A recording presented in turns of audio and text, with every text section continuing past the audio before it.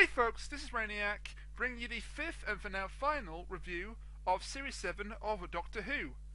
Now, before we get into things, and trust me we have a lot to discuss tonight, I will just give the usual spoiler warning.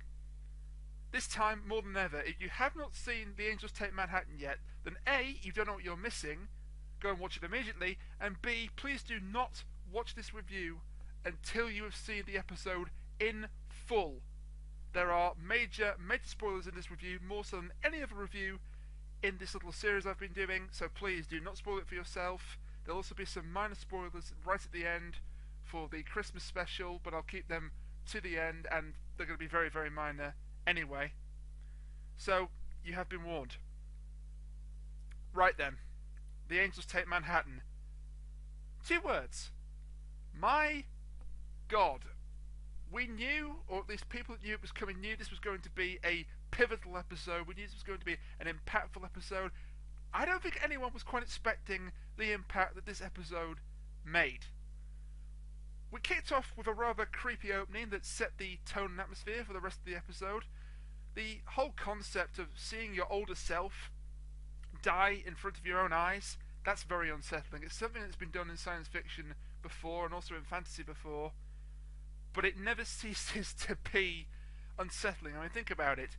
You watch yourself die, and once you've seen that, you know that's how your fate is going to wind up, as it was, of course, for Garner and for also Rory, until, of course, the paradox came and fixed everything. The building that Garner, who was the detective at the beginning, went to, and there were other people inside of it, I'm assuming they were meant to be previous victims of the Angels, although one of them was a little girl who was covering her face like she were a weeping angel. So she'd be out of place if she'd been sent back in time, unless she'd just been sent back in time, but maybe I'm thinking way too much into it, as per usual. Either way, that shot of the little girl covering her face was really creepy. It's not the first time that little girls have been creepy in the new series of Doctor Who. New series? That's a new word I've just invented. The new series of Doctor Who. Science in the Library, we had Cal, who was kind of creepy. In the 11th Hour, we had 2 for the price of 1, as part of Prisoner Zero's last disguise. And I'm guessing it won't be the last time we have a creepy little girl in Doctor Who. And finally, the final shot before the credits kicked in of the monstrous Statue of Liberty, that was very striking. I do have a couple of problems with the giant monster version of the Statue of Liberty, but I'll get into that when I talk about the angels and other monsters for this episode. Now, for some reason, the time vortex shown in the opening credits this time was darker than usual, and given how the episode ended, that was actually very fitting. I'm not sure why the Doctor Who logo itself was green. That didn't really have any connection to the episode at all, and the vortex also went green towards the end, which again had no real connection. Just a little thing I'm pointing out. First things first, once we got into the actual episode, there was a ton of foreshadowing.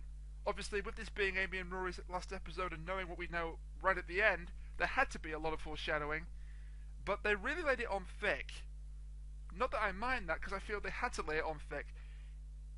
Even the people that didn't know that Karen Gillan and Arthur Darvill were leaving the series could have guessed what was going to happen, although not in the exact manner that it was going to happen, just by picking up on the main references to foreshadowing, like the Doctor saying, "Oh, I don't like endings," or "I hate endings."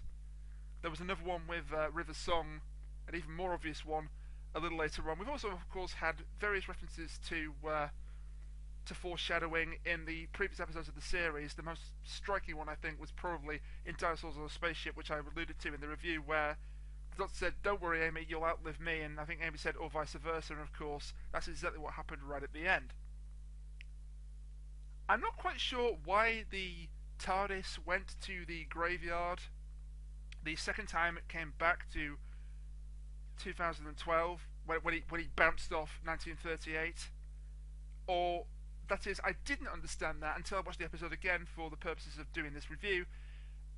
And then I noticed that I had noticed before that the Doctor mentioned there was some sort of causal link, and of course we had our link right at the end with the events of the finale of the episode, but that warrants an entire discussion all of its own, and that will be towards the end of this review. Now, of course, the main villain of the episode was the Weeping Angels, it goes without saying, but we did get a decent secondary villain In Grail, I didn't actually catch his first name. It might have been Lucius, but don't quote me on that, so I'll just call him Grail. Grail reminded me a lot of Henry Van Staten, who was another decent secondary villain in the episode Dalek way back in Series 1 with Christopher Eccleston.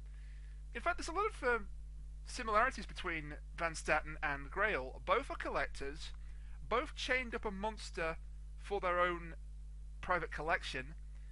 Both the monsters in question were damaged, although the Dalek came to Van Staten while it was damaged from the Time War, while, as judging from the dialogue, Grail purposely wounded the Weeping Angel because he said he wanted to see what happened. Big mistake. And also, both of them were... well, they brought about their own downfalls as a result of kidnapping this creature, although Van Staten just had his memory wiped and he was dumped in the desert somewhere. Alabama, Alaska, somewhere beginning with A, remember that? Whereas Grail, well, we didn't actually see what happened to Grail. But judging from his reaction and his final shot on the screen, I'm guessing the Angels got him one way or another. They either zapped him back in time, or zapped him to Winter Key, certainly, because they didn't actually zap him back in time in 1938. They took him to Winter Key and then zapped them back in time. Or they just outright killed him, like in Time of the Angels. It doesn't really matter, because as soon as the timeline got righted via the paradox, Grail would have gone back to wherever the hell he was in normal time. I thought the Angels were used a lot more effectively this time round compared to their last mainstream appearance in Time of the Angels. There was a cameo of one in the God Complex, but it didn't do anything other than standing there to be as a fear of what's his name? David Williams' character from the God Complex, but I forget his name. The Angels went back to zapping people back in time as their preferred method of killing in this one, instead of breaking their necks.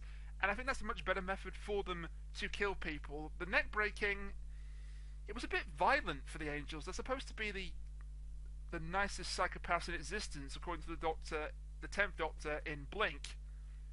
Breaking people's necks is not what I would consider nicest psychopaths in existence. Okay. The little cherubs, or cherubims, or whatever you want to call them, maybe baby angels, they were a nice and creepy little addition to the family of angels. And they weren't in the episode very much, but they did add to the overall creepiness of the scene they were in when Rory was thrown into the cellar and that one cherub blew the match out. We saw that in the trailer, but it was still a very creepy scene and a very effective scene. We also got some more referencing of the whole Doctor Who plot strand, this time from River, and we finally have an explanation as to why River wasn't a prisoner when we saw her for the first time in the Doctor's timeline and the last time in her timeline back in Silence in the Library Forest of the Dead, because she'd been pardoned because the man she killed never actually existed because he's gone around deleting himself from all the databases in the universe. That is kind of what River was asking him to do when she told him that he got too big and too noisy, but I don't think she quite expected him to go that far. The scene where River broke her wrist, the first time I watched it I thought that she had actually gotten out some other way than breaking her wrist against the Angel, and then that the Doctor had somehow broken her wrist anyway when he grabbed her arm, so the future that was foretold in the Melody Malone book was true after all, but in a different way to how you expected. The Doctor healing her wrist using the regeneration energy, that's him returning the favour, finally, from Let's Kill Hitler, when River/Melody saved the Doctor from dying after she had poisoned him, but she'd used all her remaining regenerations to save him. So he finally got to return that particular favour. There is a possibility that giving up some regeneration energy like that will have actually altered his future or affected his future in some way, but I'm guessing they will never reference it ever again, so I wouldn't worry about that. We got more foreshadowing. This is what I was talking about, the scene with River and Amy outside of Grail's mansion. I think it was a mansion. Maybe there aren't mansions in 1938 Manhattan, but it looked like a mansion to me, and he had a Ming vase and other expensive items. So yeah, Grail's mansion. Never let him see the damage, and never ever let him see you age. He doesn't like endings. That was the strongest foreshadowing of the entire episode, that things were not going to end well. It also explains, at least partially, why River never travels full time with the Doctor. There are other reasons for that, and one of them was brought up in a throwaway line right at the end of the episode. But that, at least partially, is why River does not try with him full time because she doesn't want to see, or she doesn't want him to see her damaged, and she doesn't want him to see her gradually aging until there comes the point when they have to part ways because she dies. Going back to the Angels briefly, them using Winter Key as a farm or unlimited food source is a really diabolical thing for them to do, and it's suitably diabolically for them, in my opinion. As I said, they've been described as the nicest psychopaths in the universe. They zap you into the past and let you live to death. So their plan to use people, in effect, as batteries fits in with that philosophy. They don't kill them outright, they just let them live their lives out, killing them indirectly that way. However, speaking of the Angels, while the monstrous Statue of Liberty angel looked very cool, no doubt, it didn't really serve any purpose. It didn't really do anything other than look threatening. I'm guessing that this was the angel that sent everyone inside Winter Key back in time to live out the rest of their altered lives in the building, but that was never explained on camera, and I feel that the Statue of Liberty angel was just used solely to provide a cool visual. I'm not against that per se, but it would have been nice if the altered Statue of Liberty had an actual purpose to it. But let's not delude ourselves here. This entire episode was all about the final 10 minutes. Those final 10 minutes were nothing short of an emotional tour de force. First of all, the scene where Rory decides he's going to jump off the roof rather than run from the Angels forever, that was masterful. This was Rory's real shining moment of the episode. In some respects, his only shining moment of the episode. And I love the fact that he finally came to realise that he always died and always came back to life. As he did in Cold Blood, as he did in Amy's Choice, as he did in The Big Bang, The Pandorica Opens. There are too many examples to count of the times he's died and come back to life, and finally the character realises this for himself. Amy proved that she truly did love Rory by choosing to fall off the roof with him, and this reinforces what she said to Rory in Asylum of the Daleks, where Rory says, "I think it's obvious that I love you more than you love me," and she said, "How dare you say that?"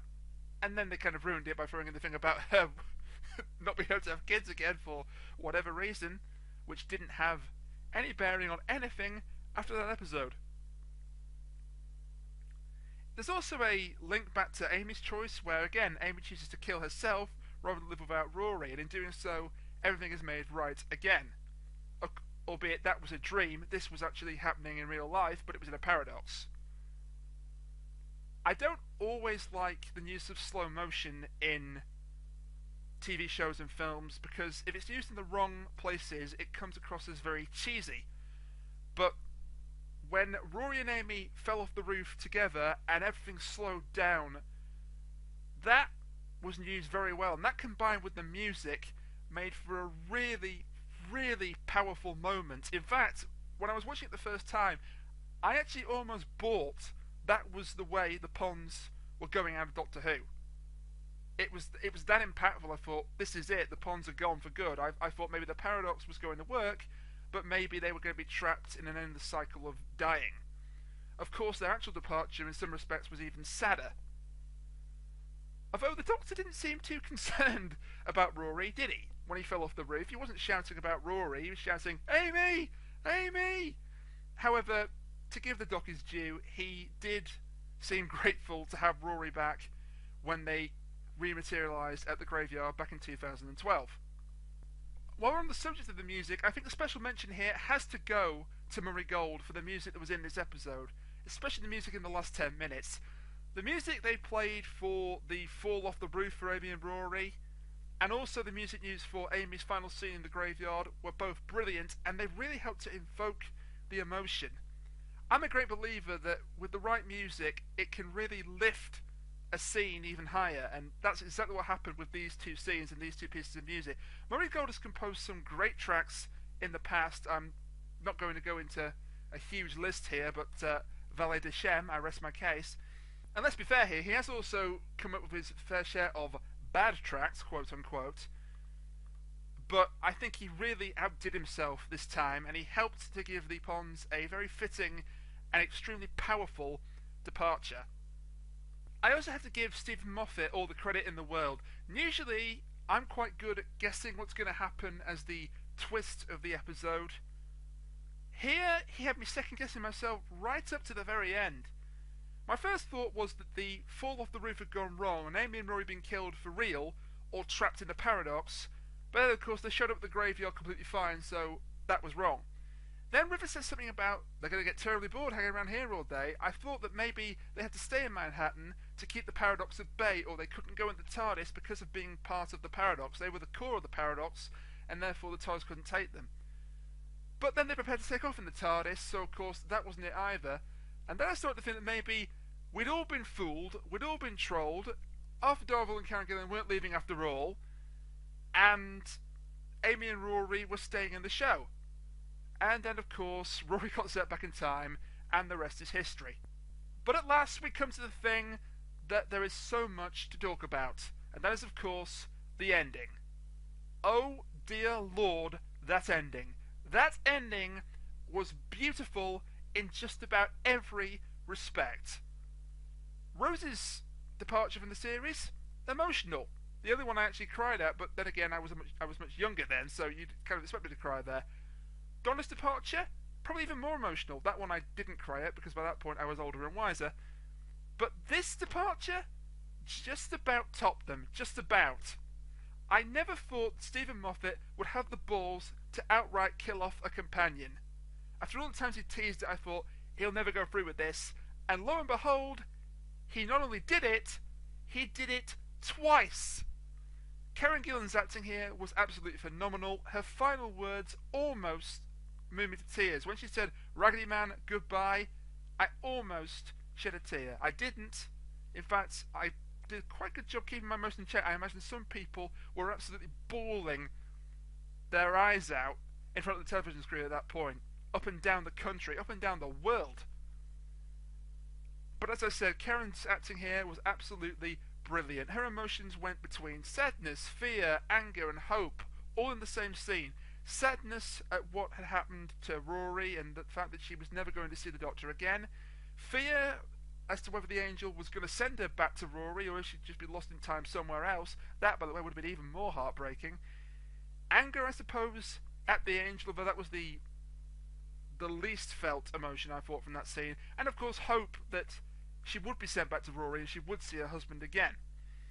I did see some elements of previous companion departures in this one. The most obvious one, of course, is Rose's departure in Doomsday.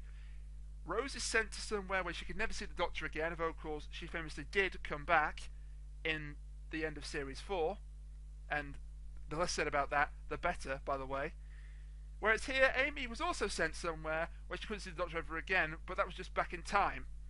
But there's also a comparison with the 10th Doctor's exit in the End of Time Part 2. The Doctor and his companion appear to have survived the big threat in the End of Time Part 2. It's the Time Lords. In this one, it's the angels and surviving the paradox. There's a general feeling of relief and joy, and then something comes along and completely kills the mood, and the character is forced to leave the show permanently after all. Also, Amy and the 10th Doctor both sacrificed themselves for someone else, albeit for different reasons. The 10th Doctor sacrificed himself so that he didn't have to kill Wilf, whereas Amy sacrificed herself so she could be with Rory. Different reasons, but broadly the same idea. The Doctor was actually very selfish during this entire scene. He was putting his travels with Amy ahead of her obvious love for Rory, but River, of all people, her daughter, came to the rescue, so to speak, and acted as the sensible one, and she was the one that encouraged her mother to touch the angel, get zapped, and go to Rory, even though she knew that she wouldn't see them again. Is that she possibly could see them again, but we'll get into that when we talk about potential plot holes that the ending presents itself. Rory didn't really get a proper goodbye here. It was just, oh look, here's a gravestone with my name on it, zap. And some might feel that that actually did the Rory character a disservice, considering this was his big finale as well as Amy Pond's. But I think it actually gave the scene more impact. because of how sudden it was. One minute everybody was all happy because they'd lived through the paradox and life was back to normal and they were going off to have more adventures in the TARDIS, and the next, bang! Weeping Angel, journeys with the Doctor are over once and for all. Now, talking about the ending, the reason why it works, Rory saw his name on the gravestone. This means that from that point on, the timeline was fixed. Some people who have reviewed this episode said it's the book that fixes the timeline, and maybe in some respects it does, but for Rory, anyway, it's the gravestone. He sees his name on the gravestone. From that moment on, he's always fated to die in Manhattan at the age of 82 and be buried in that graveyard. But Amy's fate wasn't originally to be buried with Rory, because her name does not appear on the gravestone, of course, until after the angel had zapped her. She chose to change her future purposefully, I can't even say it, purposefully, there we go, to be with him. And a minor plot point here, shouldn't the gravestone have said Amelia Jessica Williams, since that was her full name? I mean, we got Rory Arthur Williams, shouldn't it have been Amelia Jessica? Just a minor thing. Also, technically, the Weeping Angel shouldn't have been able to zap either Rory or Amy, since there was always someone looking at it, even if that someone is the viewer at home. Back in Blink, the Weeping Angels never moved any time the camera was on them, even if no characters were actually looking at them at the time. However, I'm going to let this plot hole slide because this ending was just too damn good. Plus, it sort of made sense. Rory did get zapped from behind, and Amy didn't look at the angel or even see the angel until Rory had already been touched, and by then it was too late. He'd gone back into the past. And the same thing goes for Amy, because when she disappeared, she had her back to the statue, if you noticed, and she's actually blocking the Doctor's line of sight, so he can't see the angel. Whether that was by design or it just sort of happened, who knows. I suppose River could have seen the angel, but she knew that Amy wanted to go back in time to see Rory again, so I'm guessing she closed her eyes or blinked so that Amy could go away. The Doctor breaking down once Amy had gone for good was absolutely heartbreaking. Matt Smith has shown emotion in the past as the 11th Doctor, but it's usually anger, and it's never been sadness quite like that. When he actually broke down, and that really shocked me. I also have to give a few dues here to Alex Kinston. I thought she had a really decent episode as River. I thought River was back on form here, and that little moment, just a little second where she's in the TARDIS and she just seems to break down for a second, and then it's over, it's gone, she composes herself again almost immediately. I thought that was a really well acted little moment and very, very realistic in some respects. She's trying to keep her emotions back. She knows that it was the right thing for Amy to join Rory in the past, but at the same time, it was her parents. She's bound to be just a little upset. And when we're on the subject of River being in the TARDIS, her line of "one psychopath per TARDIS," don't you think? That is a really thought-provoking line. I've never considered the Doctor as a psychopath, nor for that matter do I consider River a psychopath. But in some ways, that description of him actually makes sense. He does kill people, whether by accident or in some cases intentionally, and the lives of his friends and companions are always altered forever in one way or another due to their adventures with the Doctor. I suppose River's more of a psychopath than the Doctor because she has actively killed people on more occasions and has killed people more in one place than the Doctor, but I don't consider either of them psychopaths really. A couple more plot holes with the ending that aren't really plot holes. People have asked why the Doctor can't just wait a couple of years, say 1940, assuming the Ponds went back in time to 1938. I tend to think that they did. Why he couldn't just go back in time to 1940, pick the Ponds up again, and continue their adventures? Well, the reason for that is not only would the Ponds be 35 or 36 at this point, I don't think their age was ever really given on camera. I know they're in their early to mid-30s, so I'm assuming either 34 or 33. The Ponds have to die in Manhattan, and they had to be buried under that particular gravestone. The Doctor's seen the gravestone. That event is now fixed in time. He also says he can't travel back to visit Manhattan because if the TARDIS visits Manhattan again, New York will be blown apart off the planet. Plus, the final chapter in the book, which the Doctor of course read, was Amelia's last farewell, so it has to be her last farewell. That's now a fixed point in history as well. River Song can presumably see her parents again with the vortex manipulator, because it's not the Doctor going into Manhattan that would cause the one last paradox that would destroy New York. It's the TARDIS. Although I don't think the Doctor going back into New York, into Manhattan, would be healthy either. And by the way, watch the next head writer magically forget that he can never go back to Manhattan in the TARDIS when Series 8 or 9 rolls around. Just saying. But River, I think, can visit her parents again with the Vortex Manipulator. She never actually read the Melody Malone book, did she? She wrote it, but not at that point in her history. That was later in her timeline. But she can't just give the Doctor the Vortex Manipulator so he can go and visit the ponds, for the reasons I've already explained. A lot of people say, why can't the Doctor just take the Vortex Manipulator and go and visit them without the TARDIS? Because it's his last farewell to Amelia, because it's in the book. Whatever, plot holes. The ponds could theoretically leave Manhattan, but they have to return at some point to be buried in that graveyard together, because, I hate to bang the same drum here, that's a fixed point in time. Another potential plot hole is why, after Rory was taken by the Angel, River didn't just give Amy the Vortex Manipulator so she could go to Rory. But if you did that, then you wouldn't have nearly as emotional impact as the Angel sending Amy back in time and her getting her emotional last lines of Raggedy Man, goodbye.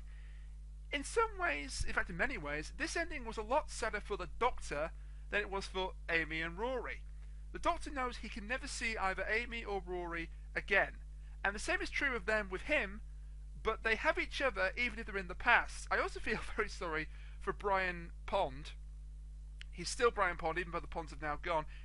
He's going to be waiting for them till the end of his own life. They're never coming back, and we'll never see Brian Williams / Pond again, I don't think. I mean, it would be nice if there was a deleted scene where he went back in time, or went back to Leavenworth to explain to Brian where Amy and Rory had gone, but that, in some respects, would have actually taken away from the ending that we got. I wasn't a huge fan of them using the slow motion for the Doctor's run from the TARDIS to the waste bin that contained the last page of the book inside of it, but in a way, that actually linked it to his run to save River's consciousness back in Forest of the Dead. So whether that was an intentional bit of comparison or otherwise, that was quite a good comparison between the fates of Mother Amy Pond and daughter River Song. I don't think the slow motion was needed, but I guess I can let that slide because of the comparison to Forest of the Dead. The final scene with the afterword, however, was really nicely done, very emotional, and it was quite clever of Stephen Moffat to tie Amy's ending back to her beginning in the 11th hour. Matt Smith acted the scene very well. He showed a lot of remorse on his face when he was reading the last page, but also a smile when he read of Amy's final request to him to go and talk to her younger self and tell her stories of what her future self is going to do. That final shot of young Amy, or young Amelia, fading to sepia tone was really effective. It made it look like an old photograph, which ties into Amy and Rory now having to live in the past, of course. And Amy's final words of, "And this is how it ends," that was the perfect way to wrap things up. It gave a note of finality to these proceedings, which it's going to be painful for fans of the Amy and Rory characters, but we absolutely needed it. We're never going to see Amy or Rory on this show again. I know that they could technically come back because no one ever truly dies in science fiction if they're popular enough. There's always a way they could bring them back, but I personally don't want to see it happen. Not because I dislike the characters, far from it. Amy is probably my favourite companion of New Who anyway. But it would detract from the perfect storyline send-off they got in this episode. Also, Karen Gillan and Stephen Moffat have both said they wanted Amy's departure to be final whenever the time came for it to happen, and they got their wish. I know that Karen Gillan actually worked with Stephen Moffat to come up with the ending. She actually got some input on her exit from the show, which is kind of rare, but I really like that Stephen Moffat allowed her to do that. That shows just how important she's been to this series.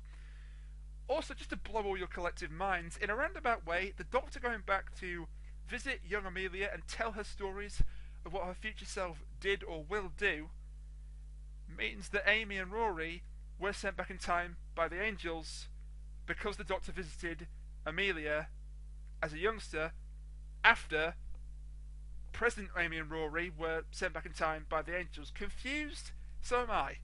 Okay? A lot of plot holes in this episode, but for once I'm prepared to overlook them because they did not detract from the drama and the emotion of the episode, and there was drama and emotion in spades. Overall, this was a really good and a really emotional episode. I'm going to have to watch the series, or at least the 5 episodes of the series we've currently got to watch again in order to be absolutely sure, but I think this is probably my favourite episode of the series. The Weeping Angels are back to their menacing best, River's song is back on form, and the Pond's final departure was just about perfect, or at least as close to perfect as I think you could possibly get. Amy Pond has had the longest tenure of any companion on New Who. She just narrowly beats out Rose in this regard. I think, working out in my head, Rose had 2 full series of 13 episodes, 2 Christmas specials, plus she came back for a couple of cameos that I'm not really counting because she wasn't a companion there, it was just a cameo in Series 4, before she came back proper for The Stolen Earth and Journey's End. So that is 30 episodes in total. Amy has 2 series of 13 episodes under her belt, 2 Christmas specials, and 5 episodes from this series, which gives her 33 and trumps Rose by 3. So the impact that Karen Gillan / Amy Pond has had on this show cannot be disputed. As I say, she's easily my favourite companion of New Who. Donna's probably second, or certainly Donna towards the end of Series 4 is my second. If not, it's probably Martha. Rose, for some reason, just didn't click for me. But hey, that's just me. It's a great shame to see Karen Gillan and Arthur Darvill bow out of Doctor Who, but they are destined for big things in the future, I think. Certainly Karen Gillan is, and I'd like to see Arthur Darvill do something of note after Doctor Who. I have a horrible feeling he might be the forgotten story, but I'd like to be wrong there. Everyone's going to leave the show at some point, and it's better to leave at your peak and leave with a bang, and they certainly did that. So thanks for the memories, Karen and Arthur. I think overall you had a great run, you had a terrific ending to your story, and as I say, probably the best episode of the series. I've talked way too long about this, but hey, I felt that everything I said had to be said, and then some. Finally, we got our first trailer for the Christmas special, but it didn't show much at all. We know that Jenna Louise Coleman is back, but we don't know who she'll be playing. We presumably think that she will be the new companion by the end of the episode. It looks like the episode is set in Victorian England based on the costumes that Jenna was wearing, and also Richard E. Grant. And that's the other thing we know, that Richard E. Grant's in the episode, and he's probably playing a villain given the sneer on his face from the one shot we saw of him in the trailer. Other than that, there's not a right lot that can be said about the Christmas special at this moment in time, other than I'm looking forward to it immensely. It's always sad when a companion has to leave, especially one that's had such an impact as Amy Pond has, and Rory of course. But I'm hoping that the Christmas special will help to allow us to move on, and hopefully Jenna Louise Coleman will have a really good debut episode proper as the new companion. But we'll have to see what comes at Christmas. And it won't be until Christmas then that the next review in this short little series will roll along. Probably a few days after Christmas, but we'll see what the future brings. Until then, I've been Rainiac. I hope you enjoyed this review. I hope you've enjoyed the series of Doctor Who as short as it has been. And until Christmas then, TTFN.